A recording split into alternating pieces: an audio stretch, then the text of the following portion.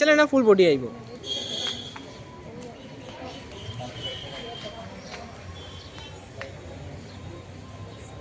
আজকে ঠিক 3:11 পশ্চিম চন্দ্রপুর এলাকায় আমাদের গাড়ির উপর আক্রমণ করা হয়েছে। না, আহত হয়নি, গাড়ি ভাঙচুর হয়েছে। ড্রাইভার গাড়ি থেকে বের হয়নি, ড্রাইভারকে গাড়ির ভেতরেই ঠেলা রাখা করা হয়েছে।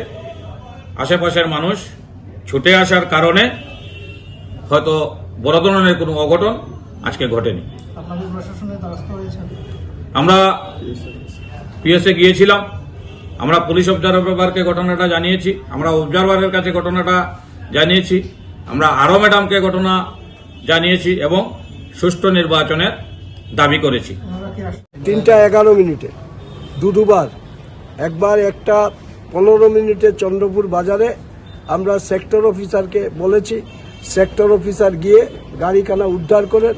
তারপর 3:11 পশ্চিম চন্দ্রপুর গাউসভায় জহরবাবু গাড়িতে ছিলেন, তার সাথে গিয়ে গাড়ির এই তো গাড়িটা এখানে আছে, দেখুন গাড়ির গ্লাসটা ভেঙে দিয়েছে সামনে। কি গাড়ি?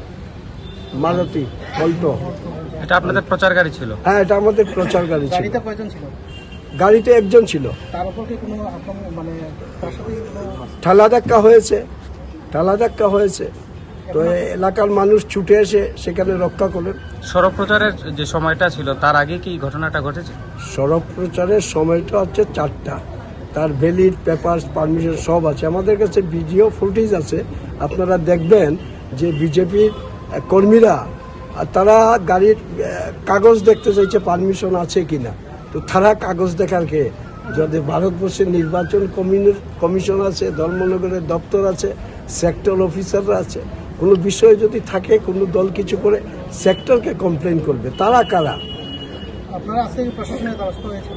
আমরা আইন অনুযায়ী ব্যবস্থা আমরা যা করার আমরা আবেদন করেছি, দরখাস্ত দিয়েছি। আমাদের প্রশাসনের উপর আমাদের ভরসা আছে, আমরা বিশ্বাস আছে। ধর্মনগর জনতার উদ্দেশ্যে আমি যা বলার আপনাদের সামনেই বললাম। ধর্মনগর মানুষ 9 তারিখ ধর্মনগরের শান্তি সম্প্রীতি পরিবেশ যেখানে বিধ্বস্ত, সেটা পুনরুদ্ধারের জন্য মানুষ সুযোগ পেয়েছে 9 তারিখ।